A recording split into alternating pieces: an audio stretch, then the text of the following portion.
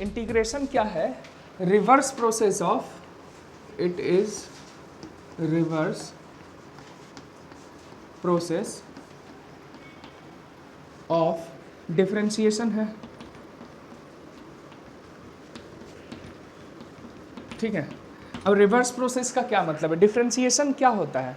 अगर कोई फंक्शन है y is equal to f x, तो डिफरेंशिएशन में क्या करते हैं हम लोग? हाँ, d y by D x, यानी कि small change in y with respect to small change in x निकालते हैं, है ना। रेशियो निकालते हैं और मान लेते हैं कि ये gx आ गया, यही करते हैं। यानी कि हमने क्या किया? रेशियो निकाला है ना स्मॉल चेंज का। इसका रिवर्स प्रोसेस क्या होगा? मल्टीप्लाई। मल्टीप्लाई तो मल्टीप्लीकेशन ही तो सम है, वो एक स्पेशल टाइप ऑफ सम है, रिपीटिटिव एडिशन है ना। तो हम इसको क्या करेंगे? मल्टीप्लाई करेंगे। मल्टीप्लाई करेंगे मतलब इसको dx से, अगर dy को dx से डिवाइड किए हैं तो gx को dx से मल्टीप्लाई करेंगे, इस पूरे को dx से मल्टीप्लाई करेंगे, तो बेसिकली हमारा आ जाएगा dy is equal to gx dx, ये आ जाएगा, है ना। तो रिवर्स प्रोसेस यही होगा ना कि हम जब मल्टीप्लाई कर रहे हैं dx से, है ना, जो रिजल्ट आया उसको dx से मल्टीप्लाई कर रहे हैं, ठीक। तो इसी तरीके से हम लिखें, यहाँ पर लिख देते हैं if y is equal to f x, ठीक, तो dy by D x is equal to ji x हो, है ना। तो it's reverse process will be dy is equal to ji x D x, यहाँ इनटू मल्टीप्लीकेशन हो जाएगा dx से बोथ साइड, यही रिवर्स प्रोसेस हुआ। लेकिन इस रिवर्स प्रोसेस में एक चीज़ हो गया, क्या हुआ कि हमारे पास पहले था function y is equal to f x, और अब आ गया dy is equal to ji x D x, है ना। मतलब हम पहले y is equal to f x में स्मॉल चेंज इन x और स्मॉल चेंज इन y को लिए थे, है ना। अभी वही आया है हमारा, अभी हमारा एक्चुअल फंक्शन नहीं आया, यानी कि रिवर्स प्रोसेस में अभी कुछ कमी है ना, कुछ रह गया है करना बाकी, जो हम वहाँ तक नहीं पहुँचे। रिवर्स प्रोसेस आपको करके वापस यहाँ तक आना है, यही है इंटीग्रेशन, ठीक है। तो कुछ तो रह गया है जो आप यहाँ तक नहीं पहुँच पाए, ठीक है। तो क्या है वो चीज़, उसको ज्योमेट्रिकली हम लोग को समझना होगा, ठीक है। अगर हम gx बाई x का ग्राफ बनाते हैं, ये अगर gx को शो करें और ये x को शो करें, और ये ग्राफ मान लो gx का है ना, तो हम बोलते हैं कि gx at certain point of x अगर बात करें तो gx ये वाले हाइट को शो करता है y एक्सिस को, इस पॉइंट का कोऑर्डिनेट होगा gx, होगा ना, ठीक है। और dx क्या शो करेगा? इस मोटाई को शो करेगा, ये dx हुआ, है ना, ठीक है। और gx dx क्या शो करेगा? इस लगभग दिखने वाला जो रेक्टेंगल है, क्योंकि वेरी स्मॉल अगर dx लेंगे तो ये रेक्टेंगल ही हो जाएगा और कुछ होगा ही नहीं, है ना। तो ये जो दिखने वाला रेक्टेंगल है, इस रेक्टेंगल का लेंथ इनटू विड्थ हो जाएगा, यानी कि एरिया को शो करेगा, राइट, इस एरिया को शो कर रहा है ना, ठीक है, ठीक है। और ये जो एक पार्ट है, यानी कि एक पार्ट, जब हम dy बाई डी एक्स निकाल रहे थे तो एक स्मॉल पार्ट कंसिडर किए थे ना, एक पूरे फंक्शन का हमने एक स्मॉल पार्ट कंसिडर किया था। ठीक इसी तरह से यहाँ भी एक पार्ट हमें मिला है, जबकि हमको पूरा फंक्शन चाहिए, y is equal to f x चाहिए ना, हमको पूरा फंक्शन चाहिए, तो असल में हमने उसका एक पार्ट निकाला है। एरिया उस फंक्शन का एक पार्ट है, यानी कि ये जो एफ एक्स है या y है, असल में ये dy को शो करता है ना, ये dy को शो कर रहा है, dy यानी कि इसका एक पार्ट, इसमें एक very small quantity of change को शो कर रहा है, राइट। इतना क्लियर है सबको? तो dy हमको निकला है, हमको y निकालना बाकी है, ठीक। अगर small part small change of y को रिप्रेजेंट करता है, यानी स्मॉल एरिया, एक स्ट्रिप स्मॉल y को dy को रिप्रेजेंट करता है, तो एक पूरा लेंथ, पूरा एरिया y को रिप्रेजेंट करेगा। सीधी सी बात है ना, dy मीन्स एक स्ट्रिप का एरिया, तो y मीन्स कई सारे स्ट्रिप का एरिया का सम, यही बोलेंगे ना हम, dx dx dx ऐसे करते चले जाएंगे, है ना, ऐसे अलग अलग जितने स्ट्रिप होंगे सबके एरिया की बात कर लेंगे, है ना। तो जैसे ही हम एरिया की बात करते हैं तो हम एक लिमिटेशन की बात करते हैं कि ए टू बी होना है ना। अगर हमको y लिखना है, we have to write y, है ना, y लिखना है तो y क्या हो जाएगा, as gx dx is equal to dy represents area of a strip, then y represents total area under curve, total area under curve. ठीक है, ये तो टोटल एरिया को शो करेगा, है ना। लेकिन हम लोग जब इंटीग्रेट करते हैं तो एरिया अंडर पर्टिकुलर इंटरवल की बात करते हैं, है ना। Let us suppose we have area under particular interval, let we have to calculate area under interval x belongs to a to b, है ना। a से लेकर b तक का निकालना है, तो आप क्या करेंगे, अलग अलग स्ट्रिप का एरिया निकाल के ऐड करने वाले हैं, है ना। तो आप क्या करेंगे, इसको पहले नोट करो, रब करना होगा ऊपर। अब अगर हम बात करें कि हम a से b तक की अगर हमें बात करनी है तो a से b तक का क्या मतलब है। अगर हम बोल रहे हैं कि from a to b a plus dx करेंगे, है ना, तो ये वाला पॉइंट आएगा, है ना, dx ये वाला, इसमें dx और ऐड किए तो यहाँ तक पहुँचे, फिर dx ऐड करेंगे, फिर dx ऐड करेंगे। ऐसे ही हम ये कह सकते हैं a plus n times of dx अगर कर दें, है ना, तो हम लोग b पे पहुँचेंगे, है ना। a में dx अगर ऐड करते जाएं तो b पे पहुँचेंगे। तो हम ये कहते हैं a और b में एक खास तरह का रिलेशन होता है ना। बाई ज्योमेट्री हम लोग dx को क्या लिख सकते हैं, b minus a by n ये कर सकते हैं, है ना। उससे आगे मतलब ये कर सकते हैं, लेकिन अभी हम लोग इस पे फोकस करते हैं कि इसका मीनिंग क्या होगा। हम लोग dy बोलते हैं, है ना, तो एक स्ट्रिप का एरिया हो गया, है ना।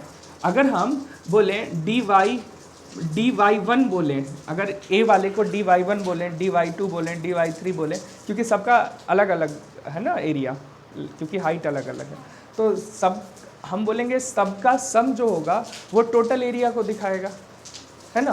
तो हम यहाँ बोलेंगे सिग्मा ऑफ dy I, है ना, ये दिखाएगा किसका, टोटल एरिया को, है ना। लेकिन हम जब जानते हैं सिग्मा लिखते हैं तो हम लोअर लिमिट और अपर लिमिट भी लिखते हैं, है ना। तो lower limit from a to b, मतलब यहाँ I is equal to 1 to n करना पड़ेगा ना, क्योंकि n तक है, y1 y2 y3 y4 yn, ठीक। और जब हम उस साइड की इस क्वांटिटी को लिखेंगे सिग्मा gx dx, तो यहाँ पे क्या लिखना होगा, यहाँ पे हमको लिखना होगा, क्योंकि x वेरिएबल है ना, तो from a to a plus nx which is equal to b, है ना। 1 to n के लिए यही लिखना पड़ेगा, ठीक है।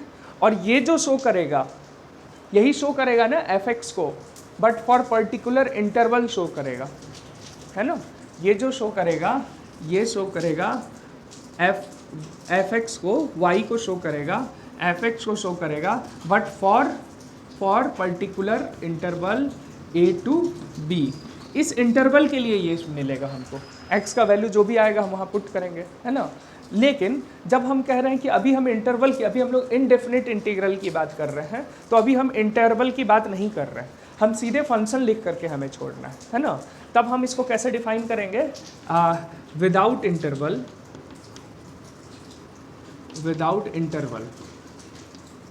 तब कैसे डिफाइन होगा,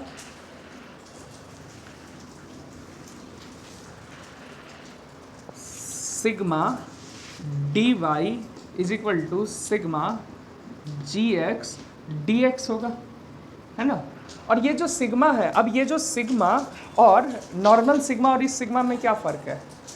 ये जो सिग्मा है ये देखो एक तरह से कंटिन्यूअस कर्व के अंदर का सिग्मा दे रहा है। जैसे सिग्मा होता है 1 + 2 + 3 डिस्क्रीट वैल्यूज़ का सम होता है, लेकिन ये जो डिस्क्रीट है, छोटा छोटा डिस्क्रीट मिल करके एक कंटिन्यूअस सम को दे रहा है ना, एक कंटिन्यूअस फंक्शन के अंदर के एरिया को दे रहा है ना। तो हम ये कहते हैं कि जब भी कंटिन्यूअस यानी कि वेरी स्मॉल क्वांटिटी का जब भी सम निकालते हैं तो उसका जो रिप्रेजेंटेशन है वो सिग्मा नहीं लिख करके वो इंटीग्रल्स में लिख देते हैं, वो एक नया सिंबल दे देते हैं वहाँ पर, जो कि आ जाता है integral of dy is equal to integral of gx dx। ठीक है, मतलब ये कि dx अगर नहीं रहे ना, dx नहीं रहे तो इस सिंबल मीनिंगलेस है, dy अगर नहीं रहे तो ये सिंबल मीनिंग नहीं रखेगा। क्यों नहीं रखेगा? क्योंकि वेरी स्मॉल के लिए ये डिफाइंड है ना, तो dx या dy का होना इस सिंबल के लिए ज़रूरी है। dx इंडिपेंडेंटली एग्जिस्ट कर सकता है लेकिन इंटीग्रल का सिंबल इंडिपेंडेंटली एग्जिस्ट नहीं कर सकता। यहाँ से ये बात समझ में आ रहा है ना? तो इसको हम लोग नोट कर लेंगे, यही रिवर्स प्रोसेस ऑफ डिफरेंशिएशन है। ठीक है, अब देखो इसी को हम लोग अगर रिवर्स प्रोसेस है तो इस साइड y आना चाहिए, इंटीग्रेशन ऑफ dy वो कुछ नहीं y होना चाहिए। ठीक है, और इस साइड क्या आना चाहिए? fx आना चाहिए, है ना। तो यही इस ये जो इक्वेशन है वो यही इम्प्लाई करता है ना, fx। ठीक है, लेकिन हम साथ में एक कांस्टेंट भी ऐड करते हैं। क्यों करते हैं उसका जवाब आगे मिल जाएगा। ठीक है, एक कांस्टेंट भी ऐड कर देते हैं, यानी कि वो जो डिफरेंशियल इक्वेशन है, किस इक्वेशन से बना था, इंटीग्रेशन का मतलब है वापस उस पर पहुंचना, बिल्डअप करना। इंटीग्रेशन का मतलब सम है, डिफरेंशिएशन का मतलब ब्रेक है ना। तो सम और ब्रेक यही है रिवर्स प्रोसेस। चलो इसको रब करें। अब वापस आते हैं, बेसिक आइडिया समझ आ गया ना, कुछ फॉर्मूले जैसे y is equal to x square है ना, इसको इंटीग्रेट करना है तो इंटीग्रेशन ऑफ x के रेस्पेक्ट में करना है। ठीक है, तो क्या आ जाएगा? Integration of x square dx या integration of y dy x। ठीक, y को x के रेस्पेक्ट में इंटीग्रेट करना है तो यही आप लिख सकते हैं, है ना। और इसका वैल्यू क्या आएगा? x का पावर 3/3। जैसे डिफरेंशिएशन में 3 से मल्टीप्लाई करते थे और एक पावर घटाते थे, इंटीग्रेशन में क्या हो जाएगा? पहले पावर बढ़ाएंगे और फिर उससे डिवाइड करेंगे, यही रूल है ना, और प्लस c लिखना होगा। ठीक है, इसी तरह अगर हम फॉर्मूला बनाने चाहें integral of x to the power n dx तो क्या हो जाएगा? x का पावर n + 1/n + 1 + c। ठीक है, इसको नोट कर लो, यही पहला फॉर्मूला है, ये आप लोग जानते हैं, ये पहला हो गया।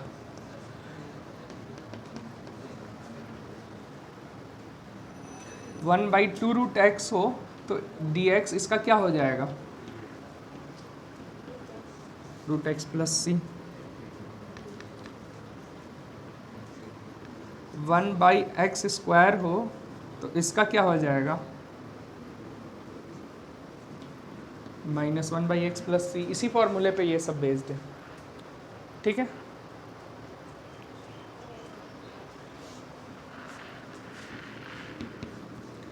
इंटीग्रल ऑफ sin x क्या हो जाएगा?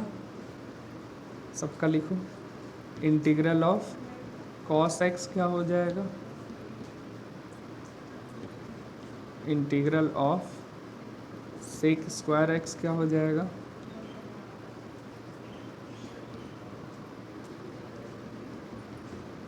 Integral of cos² x।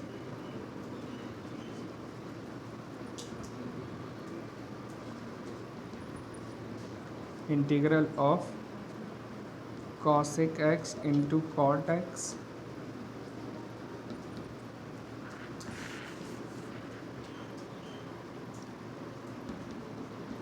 Integral of sec x into tan x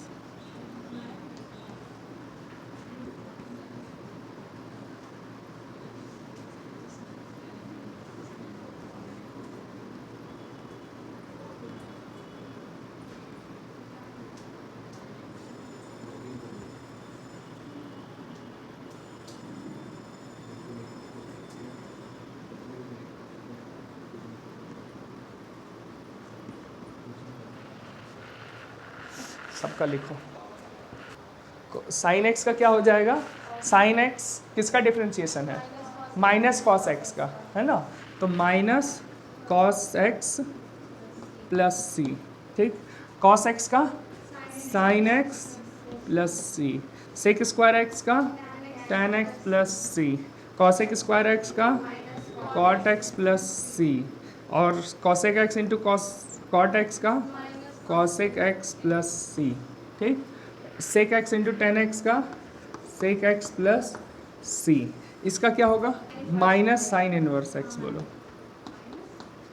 sign inverse, sorry plus होगा, हाँ, minus cos inverse X, sine inverse X plus सी। इसका क्या होगा? tan inverse X plus C and so on, ठीक। इसका क्या हो जाएगा? log x। इसका क्या हो जाएगा? प्लस सी। इसका क्या हो जाएगा? नहीं, साइन इनवर्स x बाई ए, इसको डिफ्रेंशिएट करो, वही आ जाए, चेन रूल लगाएंगे वही आ जाएगा, प्लस सी, ठीक। इसका क्या हो जाएगा? tan 1 by A tan inverse x by A आएगा, tan inverse x by A plus C. नहीं, ऊपर नहीं आएगा, करके देखो, करके देखो, पता चलेगा। और इसका हो जाएगा माइनस कॉस इनवर्स, साइन और कॉस में नहीं आता है, x by A plus c, tan में आता है।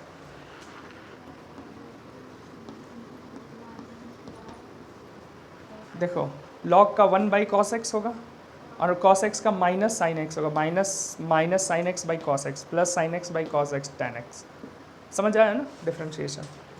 इसी तरह x v i cot x, cot x का क्या आ जाएगा? कॉट एक्स का लॉग साइन एक्स प्लस सी, इसका आ जाएगा 1/sin x और ऊपर आ जाएगा cos x, cos by sine, ठीक है। इंटीग्रल ऑफ सेक एक्स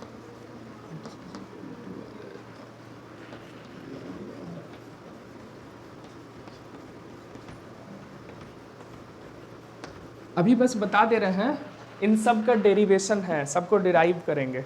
जैसे ये डिराइव नहीं पता है ना हमें, कुछ कुछ तो बेसिक लॉजिक से हो गया, ये सब e⁻x तो रिवर्स प्रोसेस साफ साफ दिख रहा है। ये सब जो जो लॉग लग रहा है, ये सब यहाँ से tan cot sec का ये सब डिराइव फर्दर आगे होगा, ठीक है, सब खुद ही हो जाएगा। प्लस से फिर x इंटीग्रल ऑफ क्या बचा? कॉसेक एक्स बचा ना, ये X is equal to log cosec X minus cot x plus C. यही 20 फॉर्मूले, सम प्रॉपर्टीज ऑफ इंडेक्सिंग।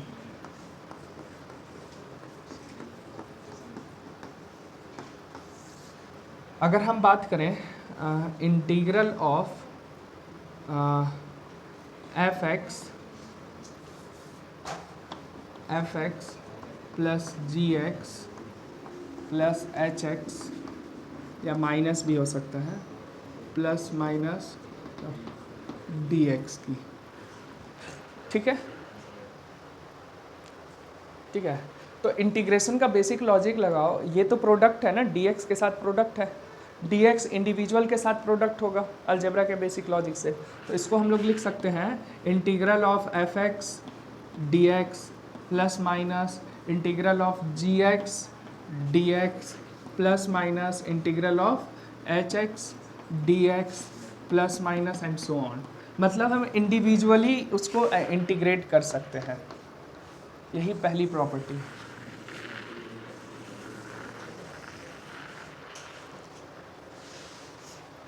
ठीक है,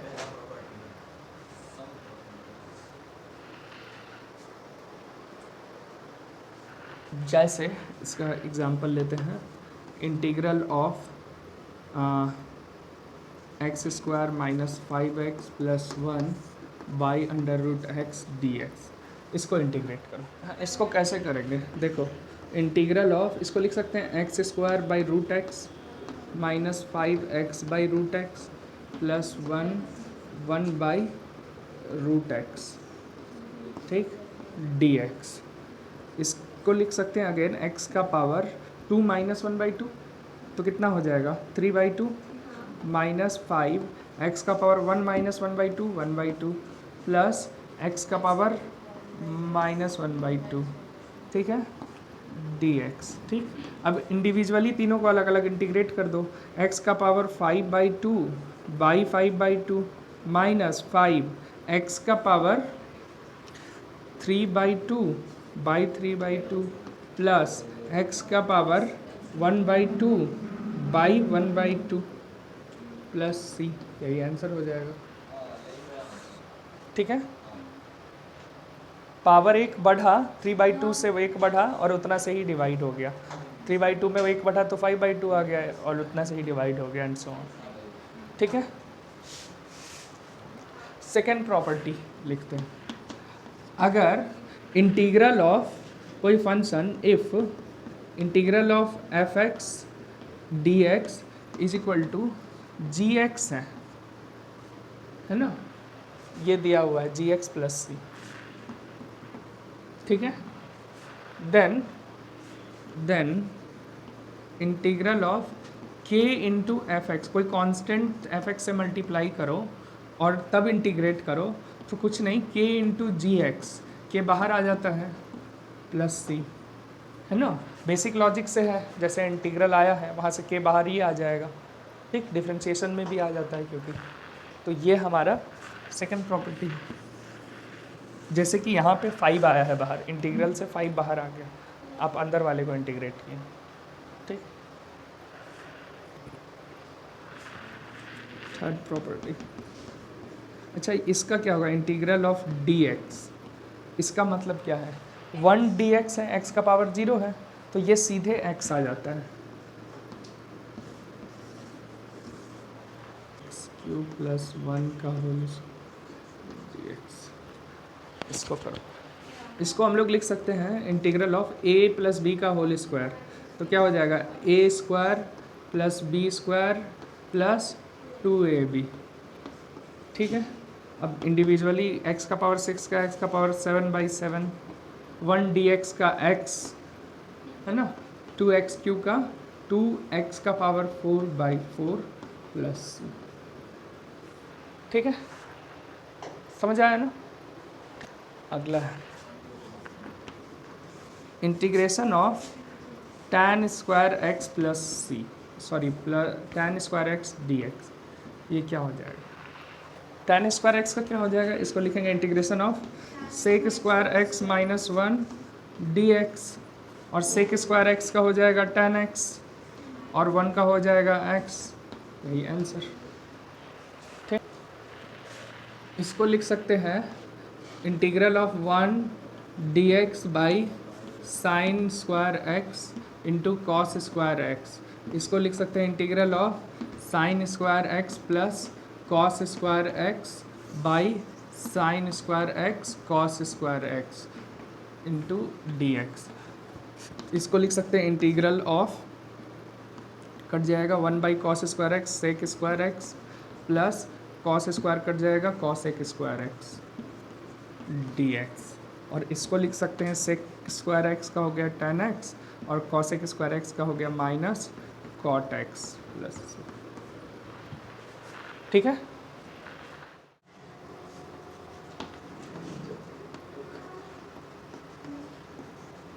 पूरा।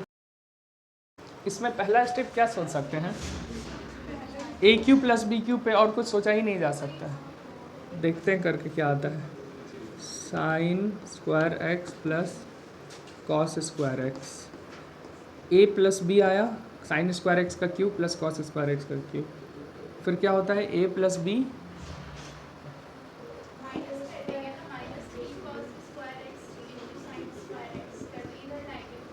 इधर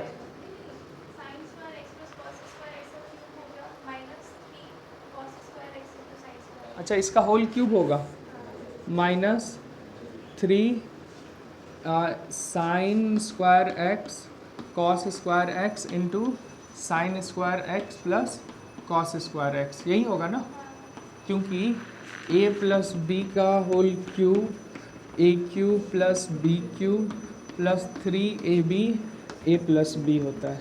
तो इस वाले पोर्शन को इधर लाए तो ए क्यूब प्लस बी क्यूब को हमने ये लिख दिया बाई, और इधर dx भी होगा sign square x cos square x, cut गया। इंटीग्रल ऑफ 1 लिख दें यहाँ, 1 by sine square x cos square x dx, इसका तो अभी निकाले थे, ठीक है, और माइनस 3 इंटीग्रल ऑफ, ये तो कट जाएगा तो 1 बचेगा, dx बचेगा, इजी। इसका आगे अभी निकाले थे tan x minus cot x minus 3 और x आ जाएगा प्लस ये आ जाएगा, ठीक तो है। अगली प्रॉपर्टी नंबर 4 होगा ना, number 4, if integral of F x D x is equal to ji x plus C है ना, देन याद रखना x की जगह कोई लीनियर फंक्शन आ जाए ना, लाइक ऐसा integral of F of A x plus B, ठीक है, A x plus B D X, तो इसका हो जाता है G A x plus B by A plus X का कोएफिशिएंट। क्यों एक्स के कोएफिशिएंट से डिवाइड हो रहा है?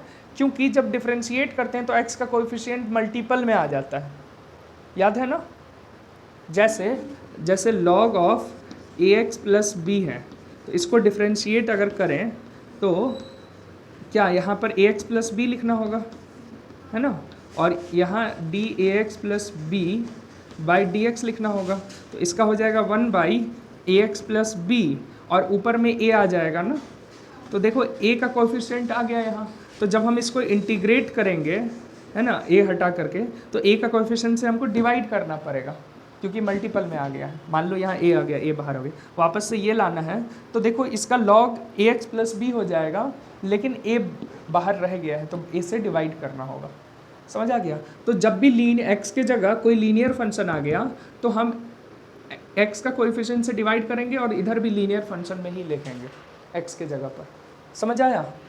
इस पर क्वेश्चन दे रहे हैं sine A X sine 2x minus 1 dx,